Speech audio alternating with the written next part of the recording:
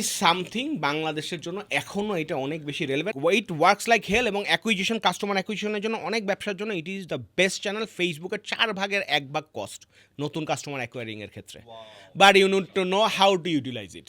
আর push করতে পারবেন তখন যখন আপনার যেই sales agent he is like ভাই brother with the customer or like shishya guru. আমাদের যে আমরা চালডালে আমি একটা টিম বানাইছিলাম, সেটার নাম ছিল পিকে টিম।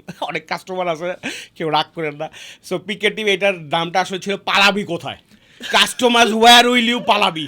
হ্যাঁ, ওই বলে না যে উই লুকিং ফর শত্রুস, we were looking for customers, যে পালাইতে পারবো না আমরা তোমার ধরবই। এই পিকে টিমটা বানাইছিলাম 6 জন দিয়ে, আজকে এই টিমের 450 জন মেম্বার। হ্যাঁ, এবং দিছিলাম এইটা, এবং এটা মানে আবার সবাই কইতো যে ভাই পিকে টিম এইটা কি, তখন যখন বলতাম তখন সবাই আসতো। যাক, এইটার নামে এখন একটু চেঞ্জ করা হয়েছে, এটার নামে এখন প্রিমিয়াম কেয়ার রাখা হয়েছে। ওরে বাবা, কেয়ার হচ্ছে কেয়ার, ওইটা কেয়ার, ঠিক আছে, কারণ আবার ওইটা ভাগে নাই তারা আর কি, ঠিক আছে।